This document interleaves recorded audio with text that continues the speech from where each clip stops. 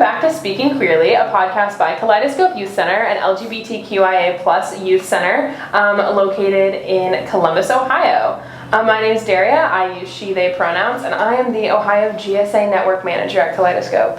And I'm Mallory. I use she, her pronouns, and I'm the Civic Engagement and Advocacy Manager here at KYC. We want to welcome you all back to Speaking Queerly and shout out, it is Volunteer Appreciation Month. April is Volunteer Appreciation Month. So if there's one thing we appreciate here at KYC, it is our volunteers. I mean, we appreciate lots of things, specifically our youth, but we couldn't do a lot of the work we do without the help of our volunteers.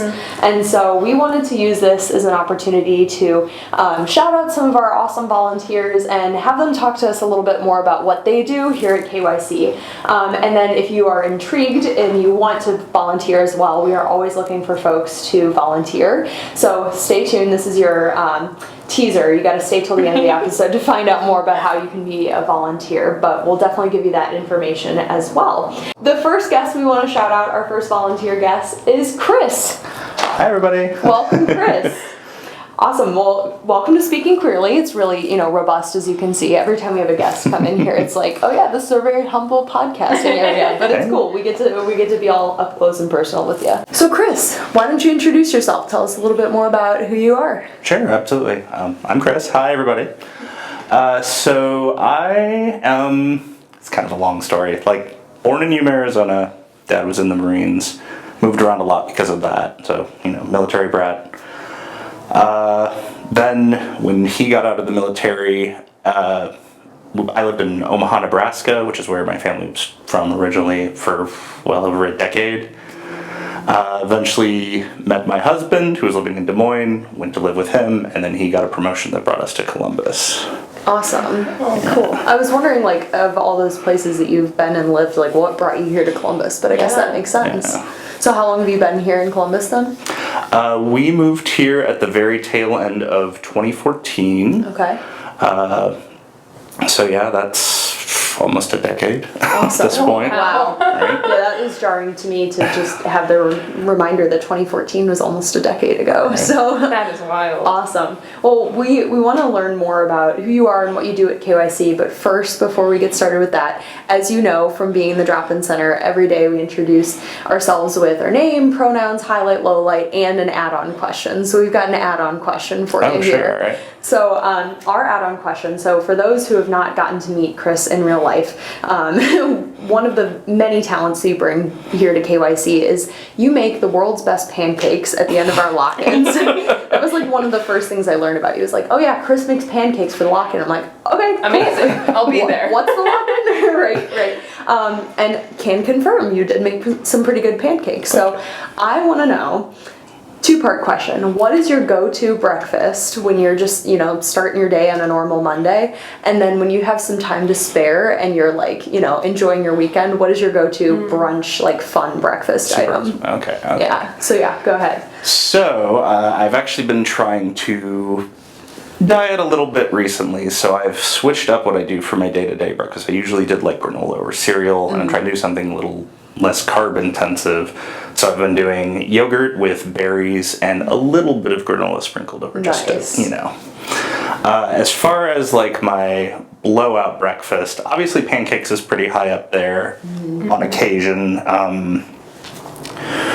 But I really like just doing an at-home breakfast sandwich, either with bagel or toast, and just doing fried egg, bacon or sausage, all that jazz, Yum. Exactly. Great. For those who aren't, watching this in real time, it is 5 o'clock in the evening, so this is prime time to be talking about food. Right? Yeah. Dario, what are your go-to breakfast items? Recently, I've just been on a bagel kick, and everything bagel with butter, something about it perfect. That is all I've been wanting.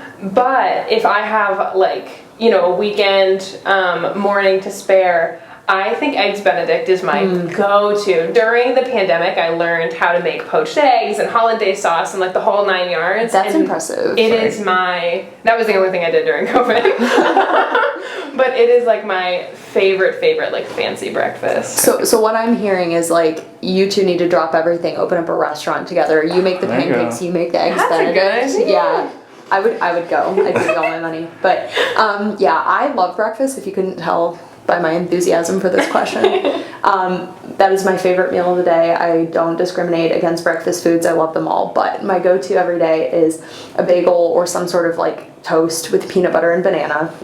I don't feel complete until I've started my day with peanut butter and banana. And then on a fun weekend, breakfast, brunch, I enjoy omelets. I love pancakes. I love French toast. I was just eating some bread earlier, like from a coffee shop, and I was like, oh, this would make good French toast. So that's my go-to. I do want to expose Mallory really quick and say across the room from us right now is her work jar of peanut butter at her desk. Oh, okay. So when she says she can't start a day without peanut butter, that is the truth. That's like, honestly, I think to myself, like, okay, I'm gonna be like somewhere else, like I'm traveling, whatever.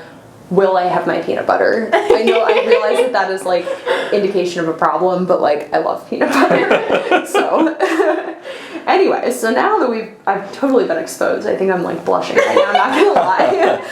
Let's get back to you, Chris. I want to hear more about you. So you said you moved here in 2014.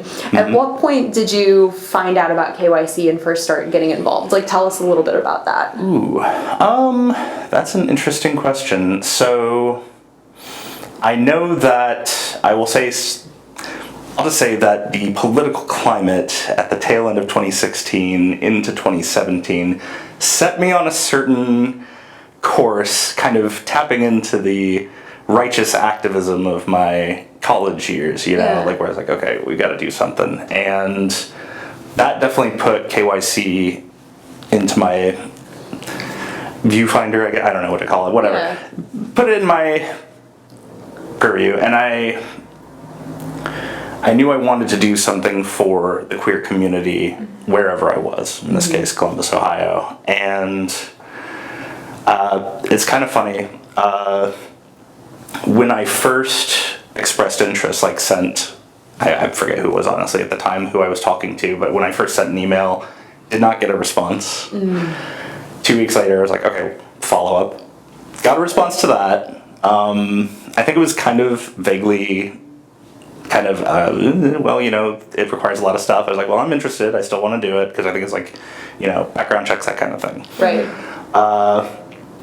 So it definitely took like some effort. I think eventually I did have to come to the door and say, hey, I really, really, really want to volunteer here.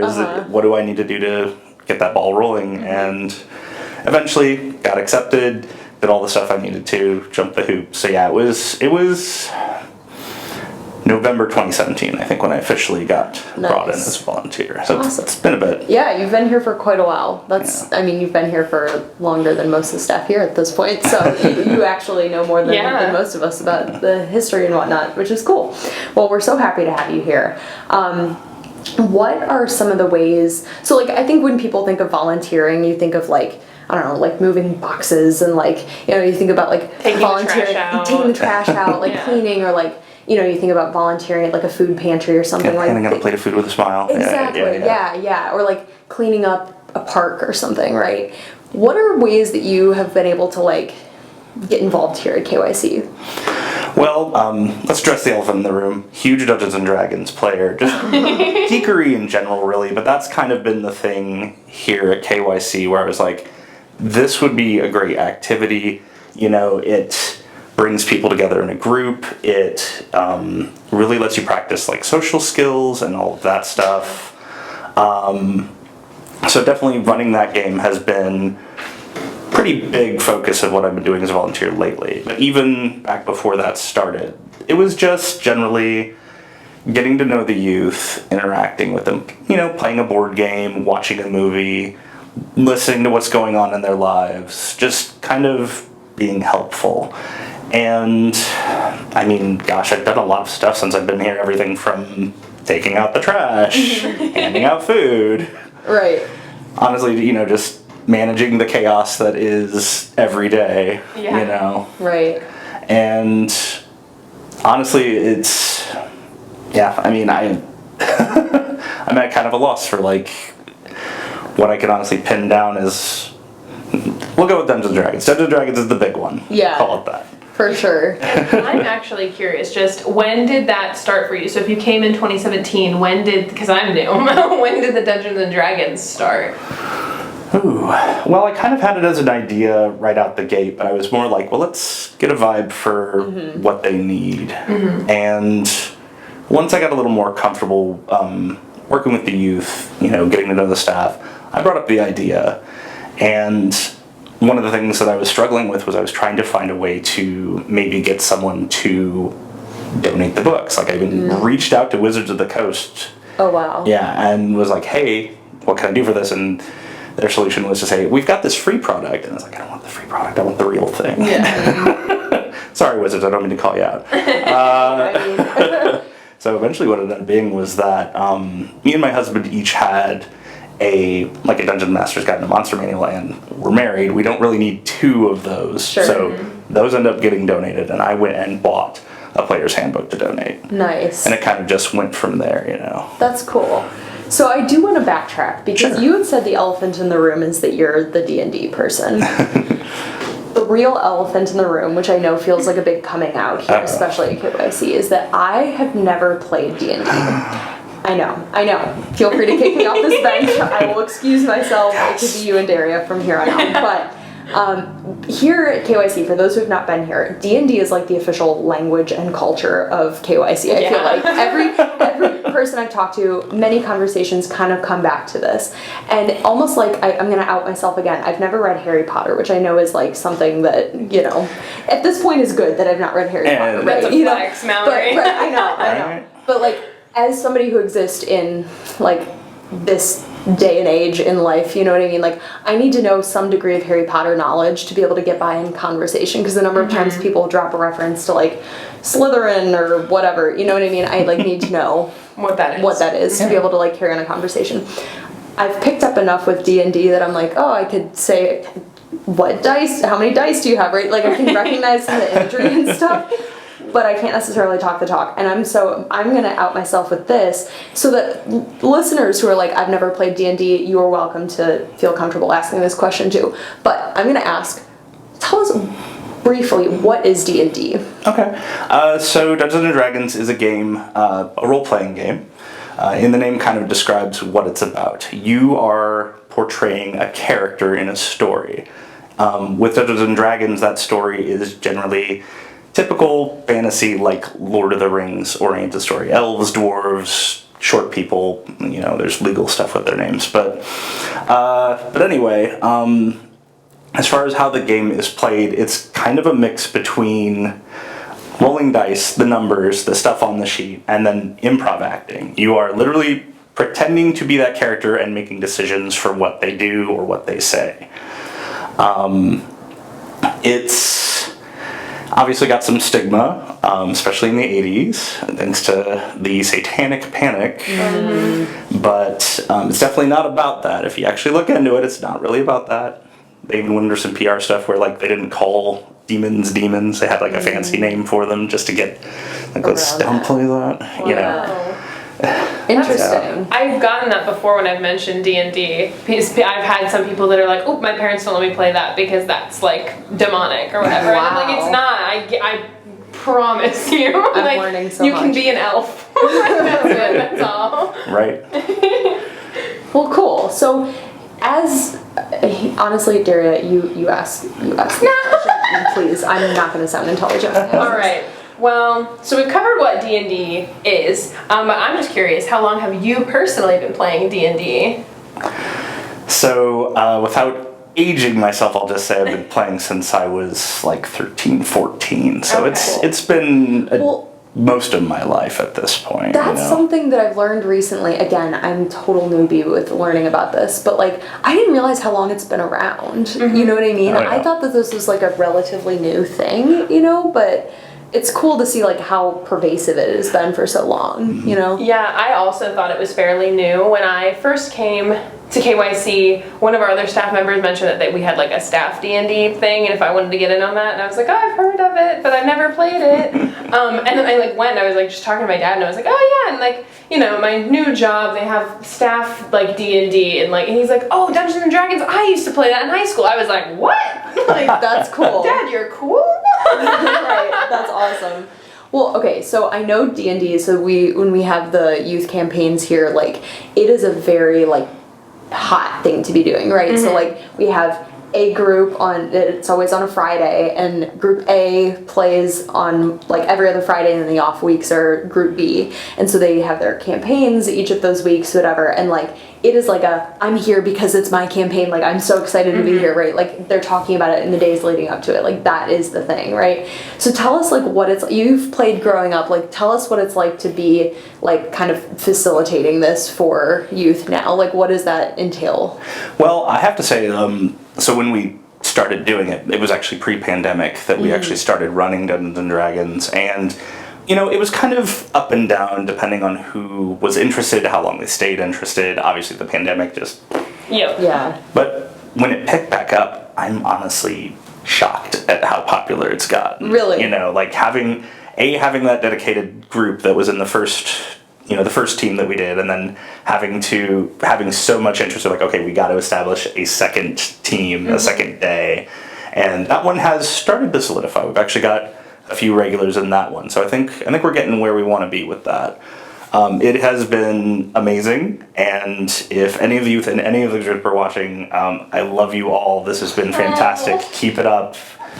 I love that. Well, you're getting to my next thing is, like, you've played this game growing up, and, like, it means a lot to you. Tell us what it's meant to, like, get to know the youth and, like, see them enjoy it too, and, like, what has that experience meant for you? Honestly, it's been kind of wild to see them pick up the ball and put their own, spin on it, really.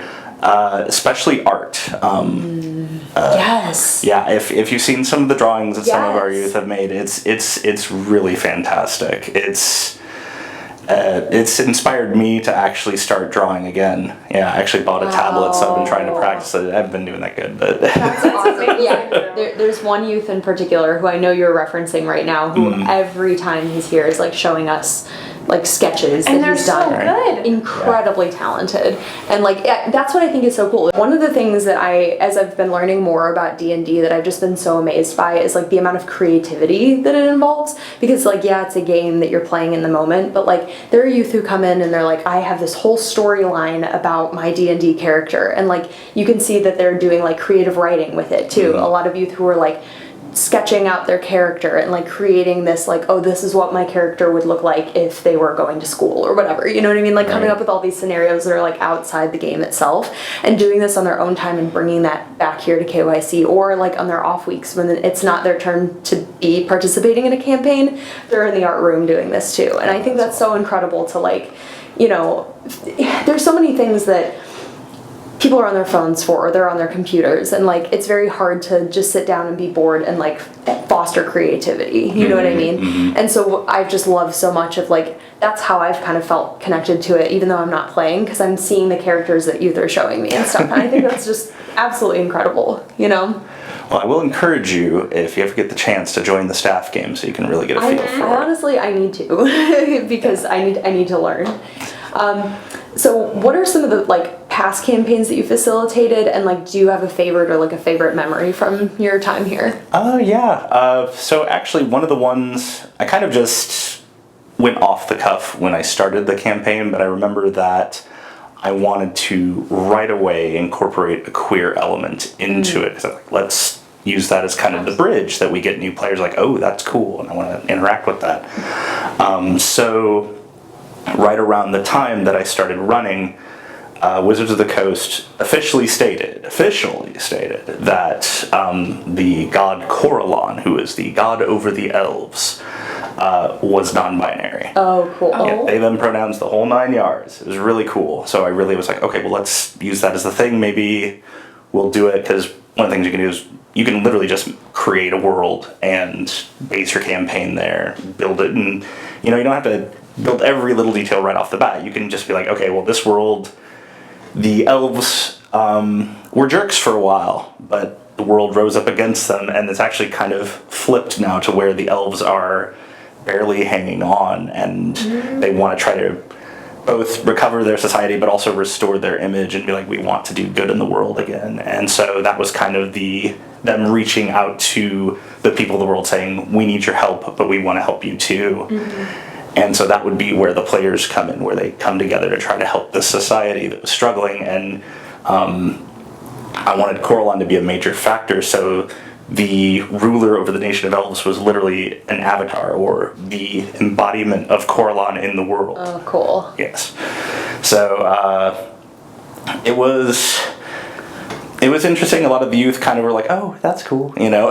It's never quite the reaction you want, but it was right, because you're like getting so into this and creating, and you're being creative and doing this too, you know, and you want people to appreciate that and like buy in and be like, and add their 2 cents to this world. Yeah. There was engagement with it, of course. Like it wasn't all just that, but it was definitely a fun way to kind of put a spin on it that made it KYC's thing. Yeah. Since then, I've kind of stuck to more of the pre-written adventures just to make it really easy for me to be able to sit down and go like, okay, what are we doing today? Okay, this part. Sure. Yeah. But even then, even with those pre-written adventures, your players will shape the way that adventure goes, and you will frequently have to go out of the book or be like, okay, well, because they'll put like things in the back to add in, and for example, one of the campaigns we're running, the players kind of joking, they're like, okay, our villain is trans, and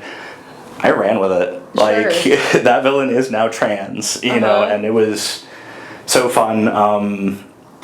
You know, I've described her as being a Disney villain. Okay. Like, in terms of how she presents herself. Sure, yep. And, it's just, and I now have a player who apparently has fallen in love with her, so we're seeing where... There's a lot to explore there. Right. Right. Well, and it's so interesting too, because there have been a couple times when like a youth won't be there, and like some of the youth will like try and pull me up and be like, we need more players, like we need more people up there. And then they throw me in as like kind of like an NPC player thing, and they're like, you can be this. I don't even remember what I was supposed to. I think it was a slug or something. You were a prawn, a giant prawn. I remember that now. That was me. Long story.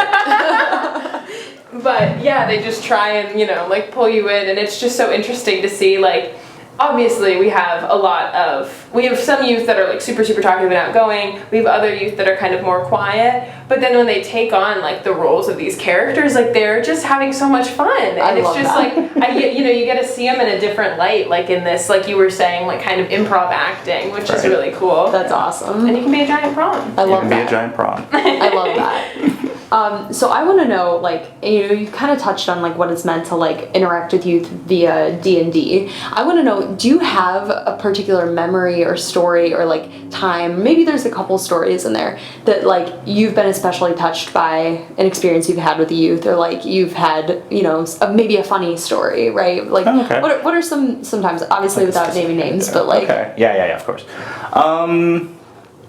Well, as you mentioned, the youth who is particularly into creating art for our game, their character was raised in the wild by a bear, and that bear was then unfortunately killed by hunters, and their character had to reconcile with that, and it's a bit strange, just to out the gate, they wore their mother's skin as like I know they got it back from the hunter basically, and wore it, and like it was kind of a security blanket for his character, and through the story, eventually that character came to terms with, you know, processing their mother's death, and chose, you know, realizing it's like, I need to put her to rest, and took that skin and buried it in the wilderness. And I thought that was just such a cool role-playing moment where they chose to like grow as a person within the story, you know, outside of what we were doing with the dice and doing with the other players. Right. Yeah, that's cool. It shows that like you're getting so much out of the game too. It's like a fun activity. You have this opportunity for creativity, and you're also learning something. You know what I mean? Like, granted, you might not get, you know, your parents might not get mauled by a bear in the woods outside, hopefully, right? But like, I'm sure this person like learned something out of that they're taking outside of this game too. That's so cool. Yeah. What advice would you have, or like suggestions you would give if someone's on the fence and thinking maybe I might want to volunteer with KYC, or like, get involved in some way. Like, tell them, like, why has it been meaningful for you? Why should others get involved? As I mentioned, for me at least, it was definitely a way to reconnect with my community and learn, honestly, because, as a gay man, I'm mostly exposed to other gay men. That doesn't mean that I didn't have, touches on the queer spectrum, obviously, but definitely it was a lot of things that I didn't have a lot of exposure to in my daily life, and it was the first time that I really came into contact with non-binary pronouns, both they, them, and neo-pronouns. Like, I had heard of them before that, but it was where I was really, like, in my daily, interactions, using them and making sure to memorize, okay, this person, Yeah. And it is a learning thing, and other than that, as far as why you should do it, it's incredibly enriching, especially working with youth. It was, we haven't adopted kids or anything like that. We have cats. But, Yeah. it kind of fills that for me. I can be a parental figure, a role model, and, offer advice or just be an ear. And that's great. It's food for the soul. It's giving back to the people in your community. When I was a teenager, I didn't really have those resources at my disposal. There was a queer center, but it was in Omaha, but it was very small. I actually volunteered there for a little bit. But yeah, nothing compared to this. This is amazing, and I want to support it so much. I love that. And we're so glad that you found KYC and that you moved here. Just of all the places that you've lived, that you ended up here at here at KYC. Chris actually lives here. I do live here now. Surprise, everyone! We always joke about the KYC ghost. Like, if we ever hear weird noises or somebody just appears or whatever, it's like, oh, it's just the KYC ghost. Surprise, everyone! You heard it here first on Speaking Queerly. It's actually officially Chris. haunted. No. Yeah, it is Chris. I low-key, this is a side note, sometimes I wonder, when you're a kid and you think, that your, teachers must just, live in the school, I just wonder if our youth ever think that we just, hang out here, just, chilling on a Sunday, Right. with the TV on or something. Right. Sometimes it does feel that way. But, Did you want to ask the dice question? Oh, yeah. So just a fun question, because I am new to D&D, so I currently just have 2 sets of dice. But as someone who is a seasoned D&D player, how many dice do you have, and how many do you think the average D&D player has? That's a good question. So for me, as far as what I take to a game, I have so little preface. There's a monster in Dungeons and Dragons called a Beholder. You've probably seen it if you've ever seen art for Dungeons and Dragons. It's effectively a ball covered in little stalks with eyes on the end. Okay. So I have a dice bag that is a beholder. Oh, that's And for the record, a beholder has 10 of those eye stalks, and I have 10 distinct sets of dice, one for each. Wow. Yeah. That's impressive. My dice collection doesn't look that cool. It's not this one. Yeah, that's awesome. So, You're setting the bar very high for when I get involved, what I have to meet. So, as far as the average player, I heard a really fun, I think it was a tweet or something, but it was basically broke down D&D players into 3 categories. You've got your newbie who has the one set that they cherish it, they have it in a little bag, and it's their baby. Then you have the elf, which I guess I fall into, which is the very curated, I got specific colors, my colors for the dice. And then there's the dice goblin, who has a bag with every dice they've ever gotten in their whole lives in it. That is awesome. I know in my brain, just from you mentioning those, I know exactly who I would put in what categories. Yeah. That's really interesting. I know one of the youth here also has earrings that are dice as well. Those are so cute. They're neat. I was like, oh, those are so cool, whatever, and it took me a while to realize that they were dice, but it's cool. And once I get into it, that will be my preferred form of dice.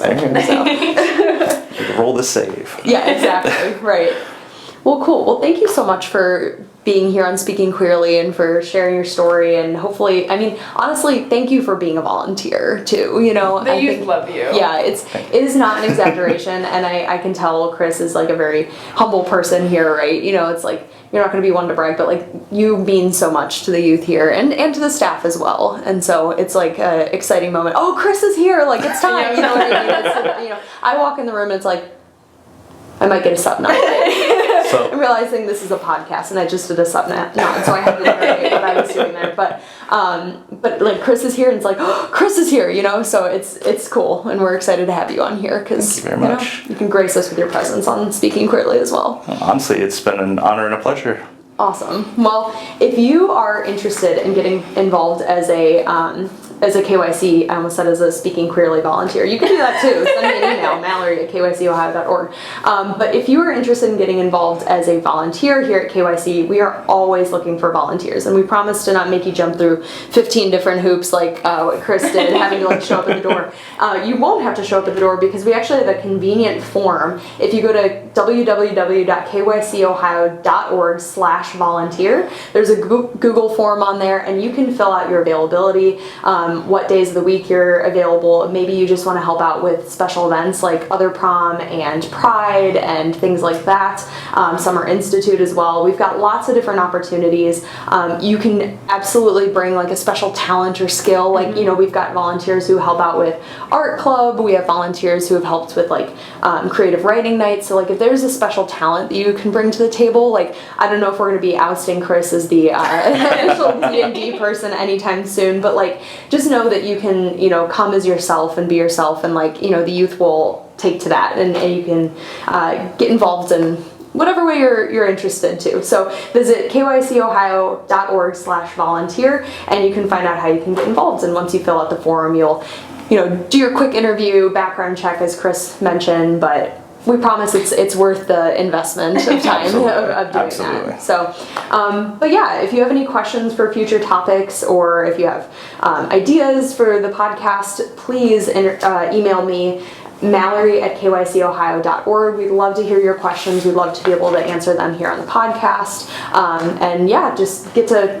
converse. I know we're always like, oh, we'll talk to you next time, but it's like, we want to hear from you too, right? Shoot her an email, guys. And if you like what you hear, you can visit kycohio.org/donate. To help support the podcast, you can make a one-time donation, or you can join our Unity Circle, and your contributions will help KYC continue to serve LGBTQIA+ youth through programming, community-based wellness, and behavioral health supports, or through educational tools and trainings like this podcast. Awesome. Well, thanks, guys. Yeah. And thank you, Chris, for being here today. Well, thank you both for having me. I'm happy to come and talk to you and let you know a little bit about me. And honestly, if you are thinking about volunteering, do it. It's great. It's worth it. Awesome. Famous last words. Well, thank you so much. Thank you so much, Chris, and we'll talk to you all soon on the next episode of Speaking Queerly. Thanks for tuning in. Bye. See ya.